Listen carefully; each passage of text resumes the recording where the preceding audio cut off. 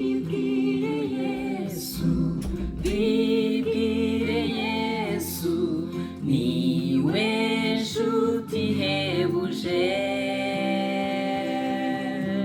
nta nindi wabona imeze nkawe, byose ubimuganyire. Emerewe bibwire Yesu, bibwire Yesu, iyo ukumbuye abakunzi bawe, byose ubimuganyire. Bibwire Yesu, bibwire Yesu, niwe nshuti ihebuje, nta nindi wabona imeze nkawe, byose ubimuganyire. Bibwire Yesu, bibwire Yesu, niwe nshuti ihebuje, nta yindi wabona imeze nkawe, byose ubimuganyire. Ibyago ndetse n'amarira, bibwire Yesu, bibwire Yesu, bihishwe bikunesha, byose ubimuganyire. Bibwire Yesu, bibwire Yesu, niwe nshuti ihebuje, nta nindi wabona imeze nkawe, byose ubimuganyire. Bibwire Yesu, bibwire Yesu, niwe nshuti ihebuje, nta yindi wabona imeze nkawe, byose ubimuganyire. Gutinya indwara no gupfusha, bibwire Yesu, bibwire Yesu, ubwo wibaza iby'umunsi w'ejo, byose ubimuganyire. Bibwire Yesu, bibwire Yesu, niwe nshuti ihebuje, nta yindi wabona imeze nkawe, byose ubimuganyire. Bibwire Yesu, bibwire Yesu, niwe nshuti ihebuje, nta yindi wabona imeze nkawe, byose ubimuganyire. Bisugira ubwoba bwo kuzapfa, bibwire Yesu, bibwire Yesu, ntuzi yuko umwami Yesu azaza, byose ubimuganyire. Bibwire Yesu, bibwire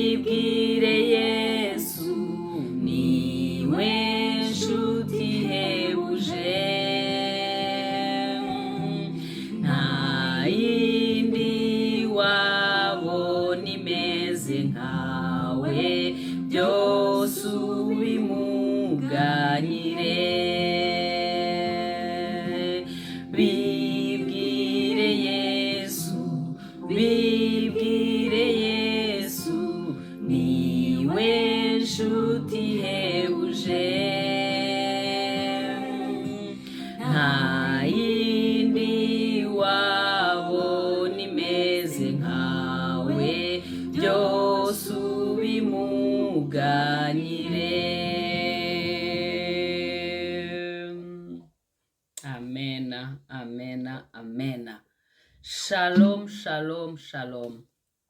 Bene data bakundwa, nshuti bavandimwe, nongeye kubasuhuza mu izina ry'umwami wacu Yesu Kristo. Niwe nshuti ihebuje. Ibikugoye byose, ibikubuza amahoro byose, bibwire Yesu. Ibikubabaje, ibyo wibaza byose, bibwire Yesu. Niwe nshuti ihebuje, nta yindi nshuti wabona imeze nka Yesu. Imana rero ishimwe ko yongeye kuduha aka kanya ko kongera kuganira ijambo ry'Imana. Uyu mugoroba ijambo Imana yanshyize ku mutima tugiye gusangira ni ijambo rivuga ngo akira kandi winjire mu kiruhuko Uwiteka aha abamwizera. Akira kandi ube mu kiruhuko Uwiteka aha abamwizera. Ibintu bitubuza amahoro ni byinshi. Impuha z'intambara, ibyorezo, gupfusha, gukena, ejo hazaza, ibyo byose biraduhangayikisha, ibyo byose bitubuza amahoro. Ariko abizera Imana ibaha kuruhuka, ibaha amahoro yo mu mutima, ibaha ikiruhuko nubwo hanze ibintu bijagaraye, impagarara ari nyinshi, ibiteye ubwoba ari byinshi, ingorane ari nyinshi, intambara ari nyinshi. Ariko Imana hari ikiruhuko yageneye abayiringira. Reka rero dusangire ijambo ry'Imana. Turahera ku ijambo ry'Imana riri mu Itangiriro. Itangiriro igice cya mbere. Itangiriro igice cya mbere duhere ku murongo wa 26 tugeze ku murongo wa 31. Dusome n'Itangiriro igice cya kabiri ku murongo wa 2. Eka dusome mu izina rya Yesu. Imana iravuga iti, tureme umuntu agira ishusho yacu ase natwe, batwara amafi yo mu nyanja n'inyoni n'ibisiga byo mu kirere n'amatungo n'isi yose n'igikururuka hasi cyose. Imana irema umuntu ngo agire ishusho yayo, afite ishusho y'Imana nuko yamuremye. Umugabo n'umugore niko yabaremye. Imana iha umugisha. Imana irababwira iti, mwororoke mugwire mwuzure isi, mwimenyereze ibiyirimo, mutware amafi yo mu nyanja n'inyoni n'ibisiga byo mu kirere n'ibintu byose bifite ubugingo byigenza ku isi. Kandi Imana irababwira iti, dore mbahaye ibimera byose byera imbuto biri mu isi yose, n'igiti cyose gifite imbuto kirimo utubuto twacyo, bizabe ibyo kurya byanyu. Kandi inyamaswa yose yo mu isi n'inyoni n'ibisiga byo mu kirere n'ikintu cyose gikururuka ku isi gifite ubugingo, mbihaye ibimera bibisi byose ngo bibe ibyo kurya byabyo. Biba bityo. Imana ireba ibyo yaremye byose, nuko byari byiza cyane. Buragoroba buracya, uwo ni umunsi wa 6. Noneho tujye mu Itangiriro igice cya kabiri dusome umurongo wa 2. Haravuga ngo, ku munsi wa 7 Imana irangiza imirimo yakoze, iruhuka ku munsi wa 7 imirimo yayo yose yakoze. Ahangaha murumva ntabwo ari umwana w'umuntu gusa ukeneye kuruhuka, ahubwo ni Imana yacu yarakoze. Ku munsi wa 6 imaze kurema umuntu iraruhuka. Ni ukuvuga ko ni urugero yaduhaga, ntabwo ari uko Imana inanirwa. Imana yacu ihora iri maso ku manywa na nijoro, ntigisinzira, niko umuririmbyi wa Zaburi yavuze. Imana yacu ihora iri maso, ihora ikora. Data arakora, nanjye ndakora. Ariko kubera ko Imana iba igomba kutwigisha, yatwerekaga ko umuntu ashobora kuruhuka. Umuntu ashobora kuruhukira mu Mana, kandi n'Imana yarangije ibyo igomba gukora iraruhuka. Na Yesu arangije gukora ibyo yagombaga gukora, ngo yarazamutse ajya mu ijuru, ngo ubu ngubu ngo yicaye iburyo bwa Data. Kubera ko Yesu ibyo yagombaga gukora yarabirangije, ubu ngubu araruhutse, yicaye iburyo bwa Data. Natwe rero abizeye Yesu, natwe yaduhaye kuruhuka, yaduhaye kuruhukira muri we. Reka twongere dusome ijambo ry'Imana riri muri Matayo igice cya 11 ku murongo wa 29, kuva ku murongo wa 28 kugeza ku wa 30. Haravuga ngo, mwese abarushye n'abaremerewe nimuze munsange ndabaruhura. Mwemere kuba abagaragu banjye, munyigireho kuko ndi umugwaneza kandi noroheje mu mutima, namwe muzabona uburuhukiro mu mitima yanyu. Kuko kunkorera kutaruhije n'umutwaro wanjye utaremereye. Dukomeze mu Baheburayo igice cya 4, duhere ku murongo wa mbere tugeze ku murongo wa 12. Titiri iravuga ngo uburuhukiro Imana yageneye abayizera. Nuko rero ubwo isezerano ryo kwinjira mu buruhukiro bwayo rikiriho, dutinye kugira ngo ahari hatagira uwo muri mwe wasa nkaho atarishyikira. Isezerano ryo kwinjira mu buruhukiro riracyariho, ariko dukora attention kugira ngo tutananirwa kwinjira muri bwa buruhukiro. Ubwo buruhukiro ninde? Ni muri Kristo Yesu. Muri Yesu niho umuntu yinjira akaruhuka, akabona amahoro, akabona umunezero. Nubwo ibiri hirya no hino bimuzengurutse bimugose, hari impagarara, ariko nubwo haba hari izo mpagarara, iyo uri muri Kristo Yesu, Imana yakwemereye icyo kiruhuko. Kuko natwe twabwiwe ubutumwa bwiza nka babandi, nyamara ijambo bumvise ntiryabagiriye umumaro, kuko abaryumvise bataryakiranye umutima wizera.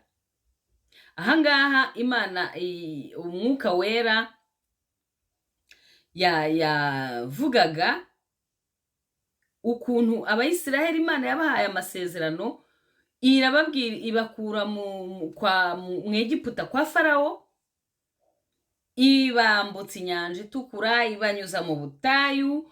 Ariko kubera ko batakiriye ijambo ry'Imana, bazengurutse mu butayu imyaka 40. Ikiruhuko cyabo bagombaga kukifatira i Kanani, ntago bagezeyo, kereka abana babo nibo babashije kugerayo, Yosuwa na Kalebu. Abo bonyine nibo babashije kwinjira mu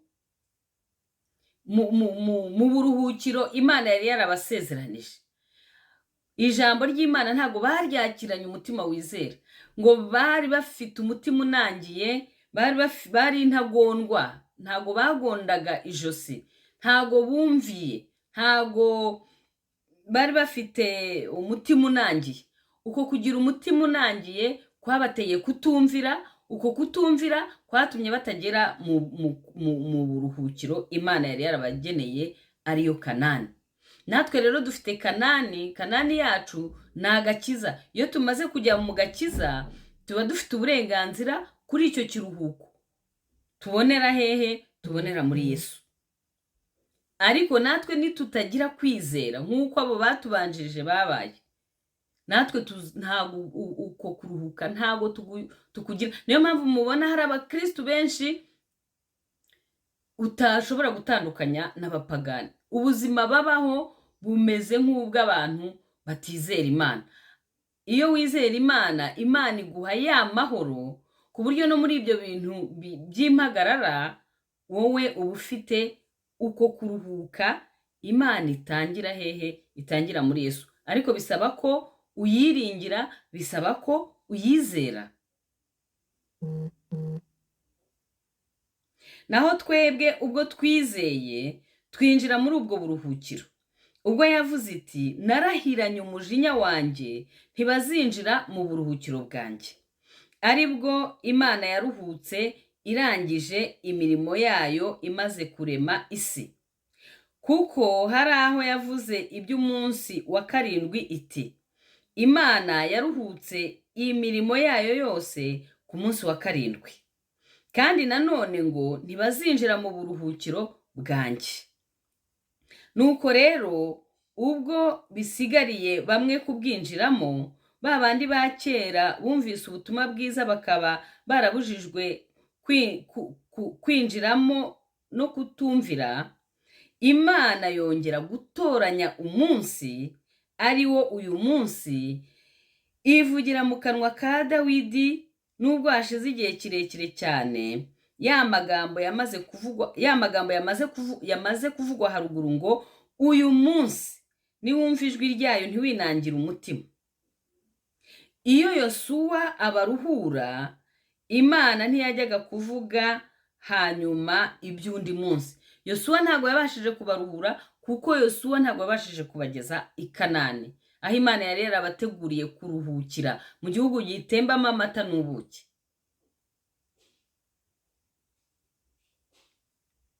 Nuko rero kubw'ibyo haracyariho uburuhukiro bw'isabato bubikiwe abantu b'Imana, kuko uwinjiye mu buruhukiro bwayo nawe aba aruhutse imirimo ye nk'uko Imana yaruhutse iyayo. Nuko tugira umwete wo kwinjira muri ubwo buruhukiro, kugira ngo hatagira umuntu ugwa akurikije icyitegererezo cya ba bandi cyo kutumvira.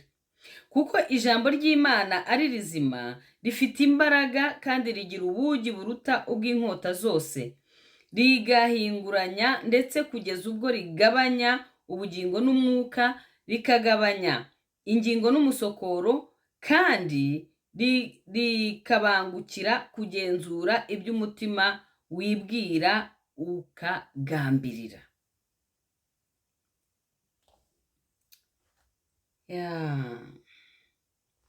Imana idufashe.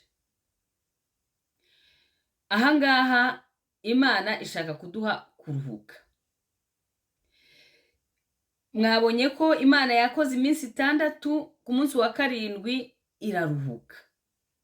Twabonye ko Imana yari yarasezeranyije ubwoko bwayo kwizabaha kuruhuka. Umugaragu wayo Mose yabakuye mu Egiputa, bambutse inyanja itukura, abanyuza mu butayu, ariko nawe kubera ko atumviye Imana ntago yageze muri bwa buruhukiro bw'Imana. Imana yamubwiye kubwira urutare, arangije ararukubita, bimuviramo kutinjira mu buruhukiro Imana yari yarabahaye. Abayisiraheli kubera umutima unangiye, kubera kutizera, bahoraga bitotombera Imana, bakitotombera Mose, ntago Yosuwa yabashije kubageza muri ubwo buruhukiro. Twebwe rero Yosuwa wacu muri iki gihe ni Yesu. Iyo wizeye Yesu, iyo wizeye ijambo rye, winjira muri ubwo buruhukiro. Niyo mpamvu hano bavuga ngo niwumva ijwi rye ntiwinangire umutima. Kandi umutwe w'ijambo nababwiye ngo akira kandi ube mu kiruhuko Imana yahaye abizera. Ugomba kwakira ijambo ry'Imana, ugomba kwakira iryo sezerano, ugomba kwakira Yesu. Yesu niwe jambo ry'Imana. Hariya muri Matayo igice cya 11 ku murongo wa 28 kugeza kuri 30, harimo ibiruhuko bibiri. Ikiruhuko cya mbere ni hariya Yesu avuga ngo yemwe abarushye n'abaremerewe muze munsange ndabaruhura. Akenshi abantu benshi iyo bari gutanga ubuhamya mwumva bavuga ngo nari ndushye, nari ngowe, nari naniwe, Imana iranduhura. Ubu yampaye amahoro, yampaye umunezero, yampaye ibyishimo ntari mfite. Aho ngaho Imana ibikuruhuye, ibiruhuye umwuka wawe, kuko uvuye muri ya miruho n'imihate y'iyi si ukaza ukihana ukakira Yesu nk'umwami n'umukiza wawe. Noneho iyo ukomeje hasi, ubundi buruhukiro Imana ishaka kuduha, iravuga ngo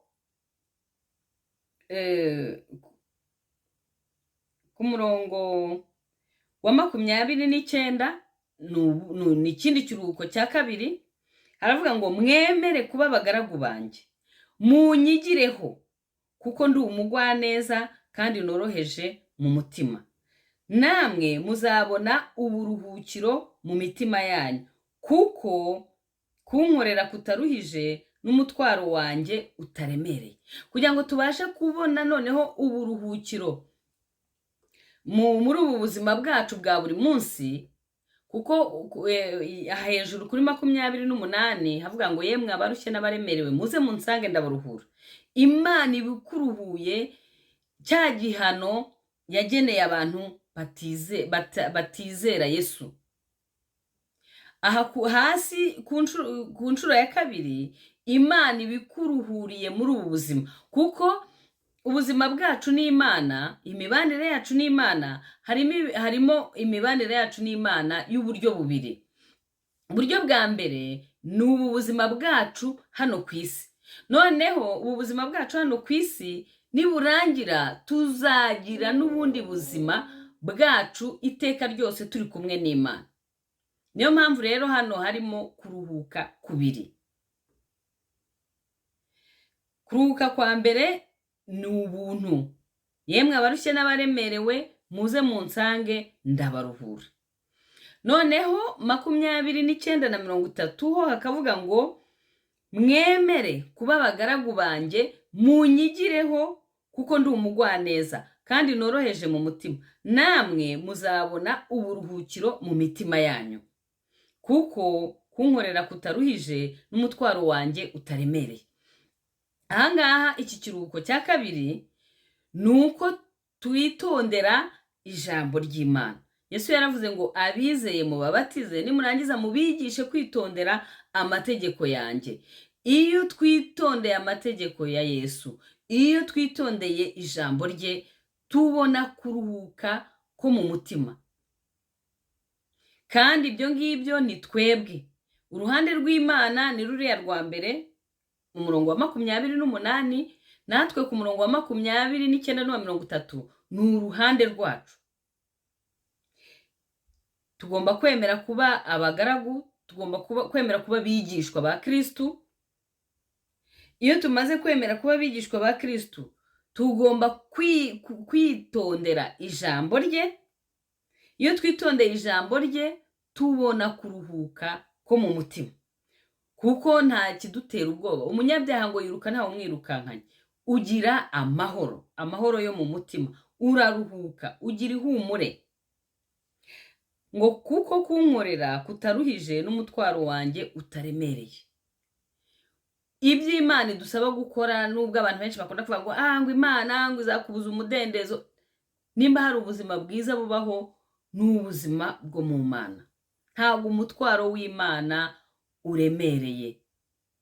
Ntago Imana idusaba gukora ibyo tudashoboye, kuko niyishyira gushaka no gushobora muri twebwe. Imana rero itugirire neza.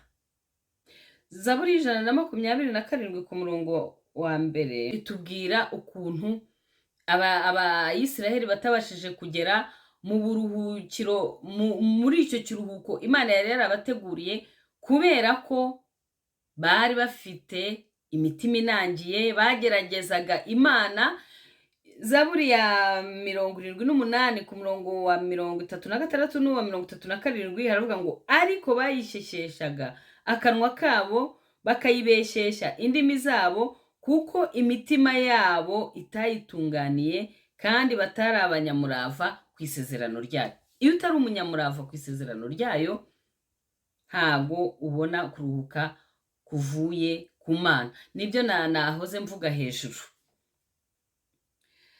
Abakolosayi 4:17 haravuga ngo kandi muzabwire Arukipo muti ujye urinda umurimo wo kugabura iby'Imana wahawe kubw'umwami wacu uwusohoze. Imigani 1:33 akavuga ngo nyamara unyumvira ahorana umutekano n'ituze nta kibi yikanga. Uhorana amahoro, uhorana ihumure, uhora mu kiruhuko cy'Uwiteka.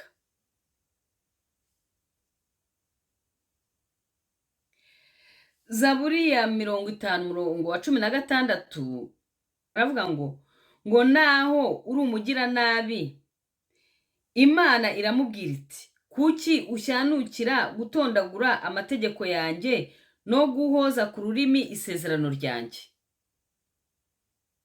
Ntabwo Imana ishaka ko duhora tuvuga amagambo gusa ahubwo ishaka ko ijambo ryayo turishyira mu bikorwa.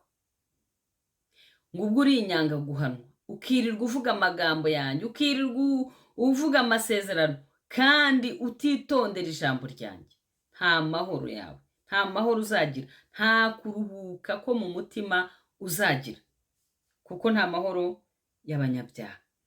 Ariko muri Zaburi Bibiliya yera naho harabivuga neza, aravuga ngo ariko umunyabyaha Imana iramubaza iti wiruhiriza iki kuvuga amategeko yanjye ugashyira isezerano ryanjye mu kanwa kawe. Ahangaha ntabwo Imana ivuga umuntu utayizi, ni twebwe twayimenye twirirwa tuvuga ngo Imana yarambwiye, ngo Imana iravuze, ngo haranditswe ngo, ariko udakurikiza icyo iryo jambo ry'Imana wasomye. Ahangaha Imana irakubaza ngo wiruhiriza iki kwirirwa uvuga ayo magambo kandi uri umunyabyaha. Twabonye ko umwana w'Imana ntabwo aba mu byaha. Icyaha ushobora kukigwamo, ushobora gucikwa, ariko hari abantu babigize umwuga kuba mu bibi, kuba mu byaha. Nimba wanacitswe ugakora ibitanezeza Imana, saba Imana imbabazi, ariko ibyaha wibigira ubuzima bwawe, kandi ngo nurangiza uvuga Imana, nurangiza uvuga ijambo ry'Imana.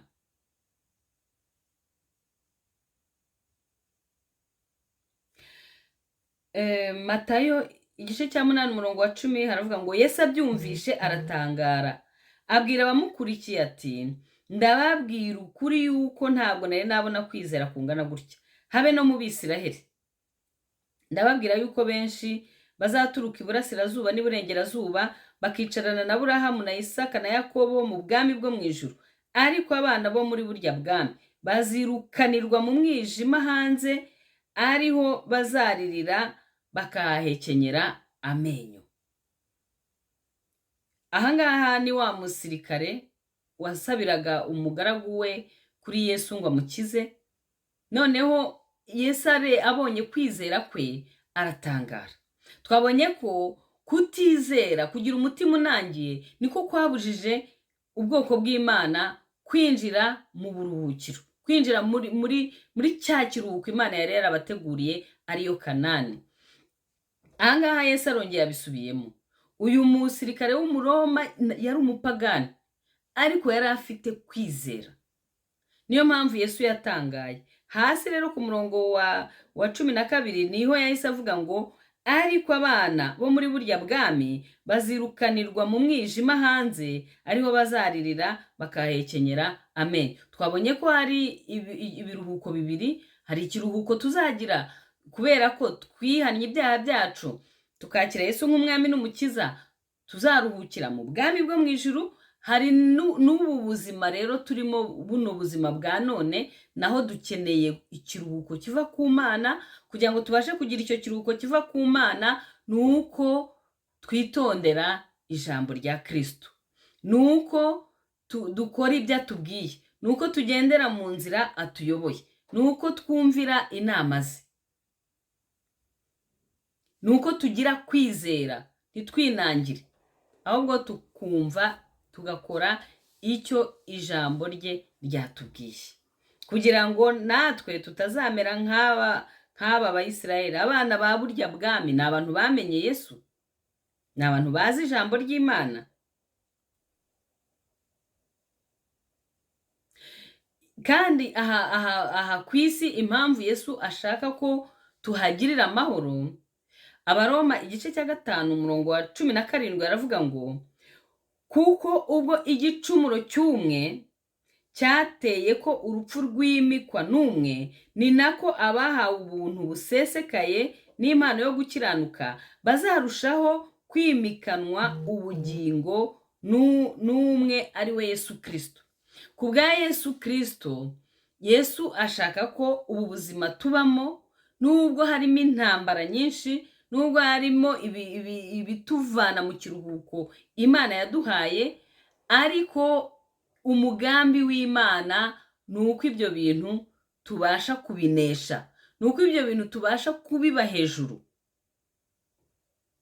Kugira ngo rero tubashe kubiba hejuru, ni uko twemera kuba mu kiruhuko Imana yaduteguriye muri Yesu Kristo. Kuba mu kiruhuko Imana yaduteguriye rero ni ukwigira kuri Kristo, ni ukwitondera ijambo rye, ni ukuryumvira, ni ukurishyira hehe mu bikorwa.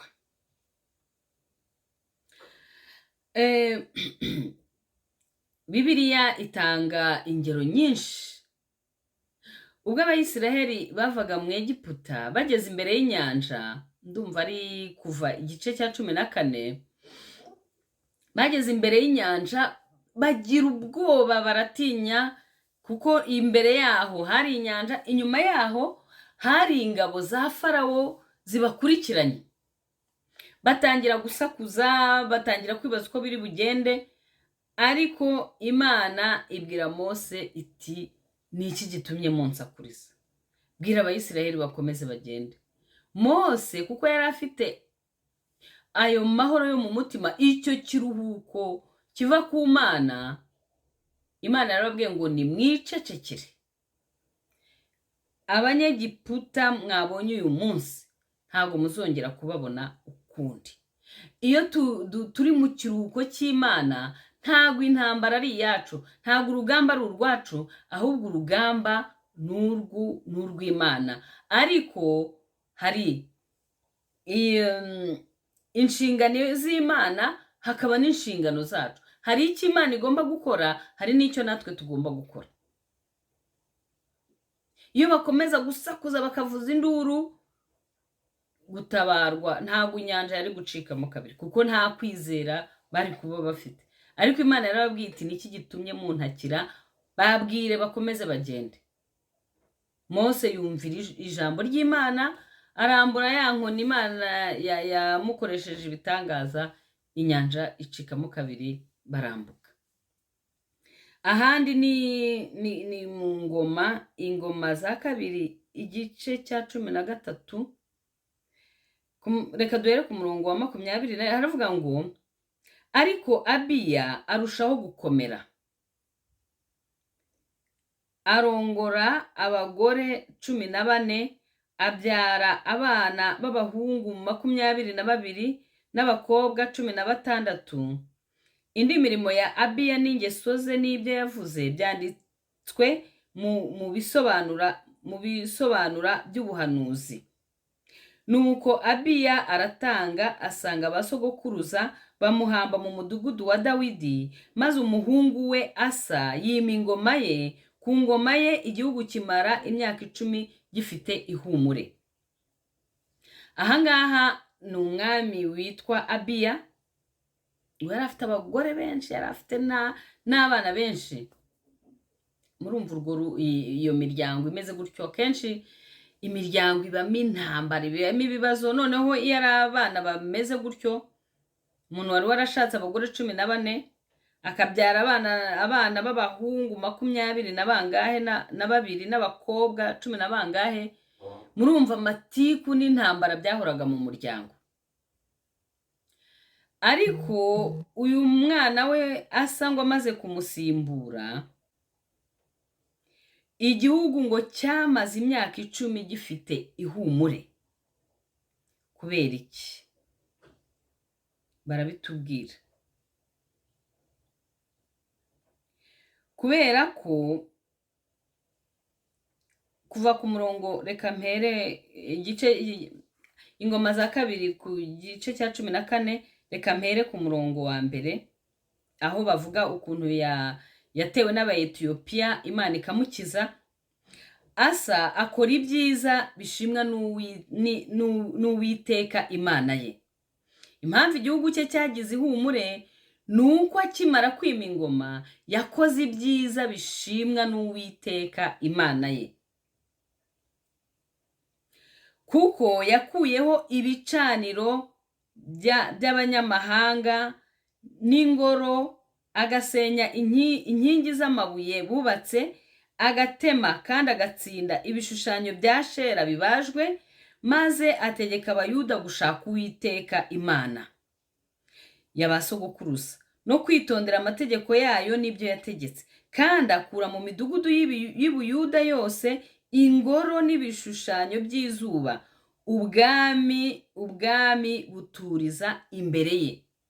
Ikintu cyahaye kiriya gihugu amahoro, ikintu cyatumye abaturage bagira ihumure, baruhuka, bagira amahoro, nuko uyu mwami wabo yaje agasenya ibicaniro by'abanyamahanga, agakuraho ibigirwamana byose, ibi bitaranezezaga Imana byose arabisenya, abikuraho.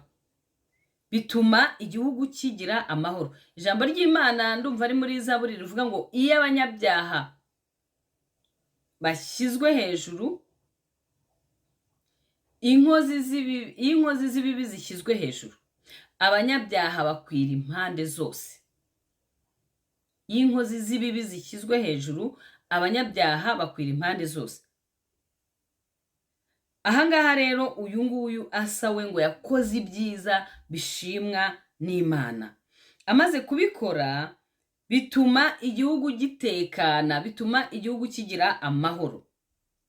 Natwe iyo twumviye ijambo ry'Imana tugakora ibishimwa nayo, za mbuto za kamere tukagerageza kuzirwanya, tukagerageza kwera imbuto z'umwuka wera, natwe Imana iduha icyo kiruhuko, imiryango yacu ikayiha icyo kiruhuko, imyiryane n'amatiku n'amacakubiri ikabikuramo.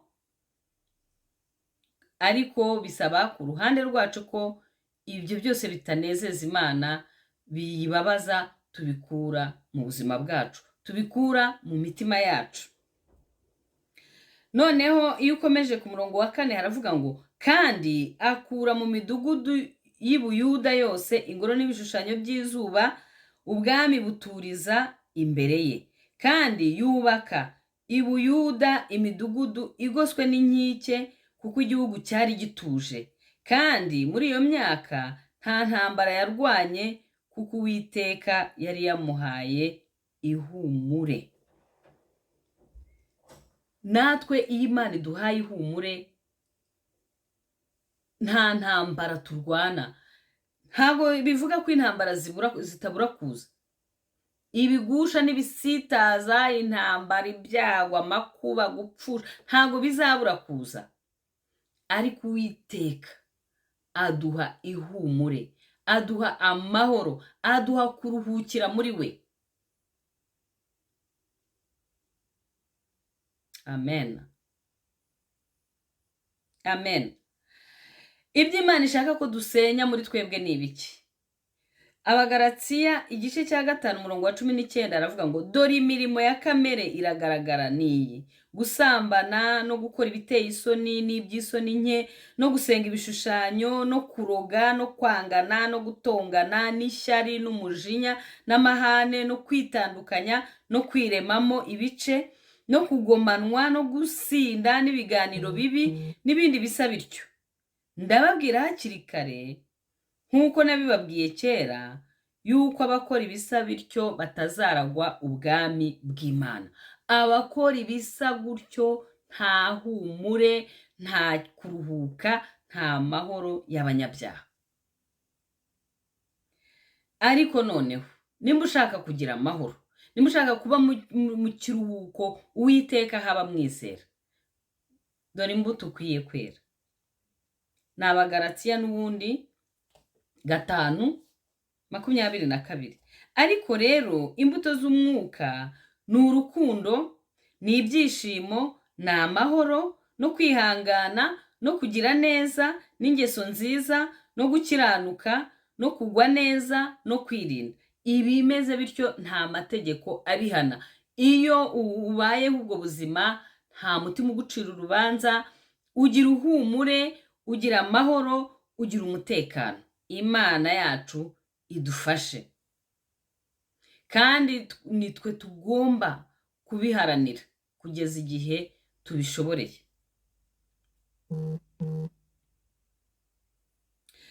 Abatesaloniki ba kabiri igice cya mbere umurongo wa 6 baravuga ngo kuko ari ibitunganiye Imana kwitura abababaza kubabazwa, kandi namwe abababazwa kubitura kuzaruhukana natwe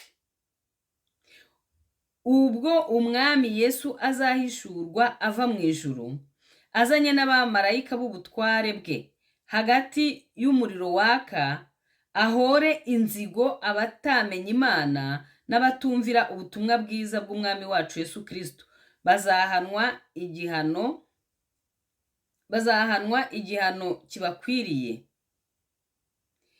ari cyo kurimbuka kw'iteka ryose, bakoherwa ngo bave imbere y'umwami no mu bwiza bw'imbaraga ze, ubwo azazanwa no gushimirwa abera be kuri uwo munsi, no gutangarirwa kubw'abamwizeye bose, kuko ubuhamya twabahamirije bwemewe. Ahangaha ni cya kiruhuko tuzabona ubwo tuzaba tugeze mu ijuru. Imana yifuza ko n'abo twita abanzi bacu nabo bazagirirwa ayo mahirwe. Ngo niyo mpamvu Imana niyo mpamvu ivuga ngo guhora ni ukwanjye. Hari igihe ibategereza kugira ngo nabo bahindukirire Imana, bihane, bareke ubugome, bitabe Yesu, nabo tuzabane muri uko kuruhuka ubwo Yesu azagaruka. Ariko nibatabikora, bagakomeza kwinangira imitima yabo, ntabwo ubwo buruhukiro bazabubona, ahubwo bazajya hahandi bahekenya amenyo, bagahora barira, bagahora baboroga, bagahora bavuza induru, hahandi nyine hatari kuruhuka, hatari gutuza. Aho ngaho niho abatubaha Imana, abatayizera, aho ngaho niho bazajya. Imana rero idufashe, Imana idushoboze kwakira icyo kiruhuko, kandi Imana idufashe kuba muri icyo kiruhuko yaduhereye muri Yesu Kristo. Kandi twirinde uko itababariye abatubanjirije, ikarahirana umujinya ikavuga iti ntago bazinjira muri ubwo buruhukiro, natwe nitutakira ijambo ryayo, nitudaca bugufi ngo twihane, twakire Yesu nk'umwami n'umukiza, ntago icyo kiruhuko tuzakigira. Kandi nitutigira kuri Yesu ngo umutwaro we ntago uremereye, ntago muri iyi si byivangavanze, iyi si indura ari nyinshi, iyi si intambara ari nyinshi, ntago iryo humure, ntago icyo kiruhuko tuzakibona. Birasaba ko Yesu yatugiriye inama, yavuze ngo nimuze munyigireho kuko ndi umugwaneza, kandi umutwaro wanjye ntago uremereye. Numara tumaze rero kubona ko ikiruhuko Imana itanga iha abayizera ni uburyo bubiri. Ni hariya bavuga ngo yemwe abarushye n'abaremerewe muze munsange ndabaruhura. Iyo tumaze kwihana tukakira Yesu nk'umwami n'umukiza, tuba twinjiye mu kiruhuko imana yaduteguriye, nk'uko yari yarabwiye abayisiraheli iti nzabaha Kanani. Kanani yacu natwe ni mu ijuru. Kugira ngo rero tubashe kuzaba muri uko kuruhuka, ni uko tuza kuri Yesu akaturuhura, akatuvana muri ibi byaha, akatuvana muri iyi miruho n'imibabaro yo mu isi. Noneho icyo ni igice cya mbere. Igice cya kabiri aravuga ngo muze munyigireho kuko ndi umugwaneza, mwikorere umutwaro wanjye kuko umutwaro wanjye ntabwo uremereye. Yesu yaravuze ngo mugende mu mahanga yose, abantu bose mubahindura abigishwa, abizeye mubabatize, nimumara kubabatiza mubigishe kwitondera amategeko yanjye. Iyo twitondeye amategeko rero ya Yesu, tugira ihumure, tugira amahoro, ntacyo dutinya, ntacyo twikanga, nubwo turi mu isi ihungabanye, idandabirana, iremerewe n'ibicumuro n'ubugizi bwa nabi n'ubugome, ariko twebwe turi muri Yesu, turi muri cya kiruhuko, turi muri ya mahoro, turi muri ya migisha Imana yaduhereye muri Kristo Yesu. Twabonye ko uriya mwami Asa, ikintu cyatumye igihugu cye kigira ihumure, kigira umutekano, ngo yakoze ibishimwa n'Uwiteka. Amaze gukora ibishimwa n'Uwiteka, ntago yagarukiye aho ngaho, ngo yaragiye ngo asenya ibigirwamana, asenya ingoro zabyo, ngo arangije ngo arubaka, ngo yubaka ibihome, ngo arazitira. Natwe rero Imana ishaka ko dusenya ziriya mbuto za kamere ziri muri twebwe, hanyuma tukera imbuto z'umwuka wera. Aho ngaho niho tukumvira ijambo ry'Imana, tukaryubaha, tukarishyira mu bikorwa. Aho ngaho niho tubasha kuba mu kiruhuko Uwiteka aha abamwizeye. Reka rero dusenge Imana. Mana yacu, turagushimye kuri Imana idukunda, turagushimye kuri Imana ishaka ko tuba mu kiruhuko cyayo, nubwo isi idandabirana, nubwo isi yuzuyemo impuha z'intambara, nubwo isi yuzuyemo ibibazo, nubwo isi yuzuyemo induru, ariko mwami ushaka ko twebwe tuba mu kiruhuko cyawe, tuba mu mutekano wawe, tuba mu mahoro yawe. Nta rindi banga rero, nuko abarushye n'abaremerewe tuza tukagusanga ukaturuhura, kandi twarangiza tukakwigiraho kuko uri umugwaneza, kandi twarangiza tukikorera umutwaro wawe kuko uwo mutwaro wawe ntabwo uremereye, ahubwo umutwaro wawe uroroshye. Mwami Imana rero ubidushoboze, kandi nk'uko uriya mwami yabashije gukora ibinezeza umutima wawe, ibyo ushima byatumye ngo igihugu cye kigira ihumure, mwami natwe udushoboze gukora ibyo ushaka n'ibyo ushima, kugira ngo aho tuba, imiryango yacu, igihugu cyacu, mwami kibashe kugira amahoro, kibashe kugira ihumure.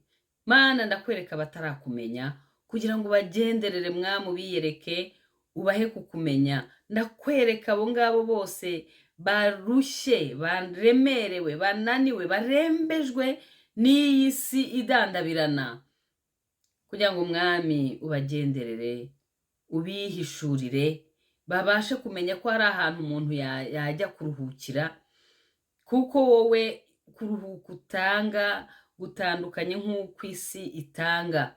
Ndagushimye rero ko uduha kuruhukira muri wowe, kandi abatarakumenya mwami ukabiyereka, maze nabo ukabaruhura, mu izina rya Yesu, amen.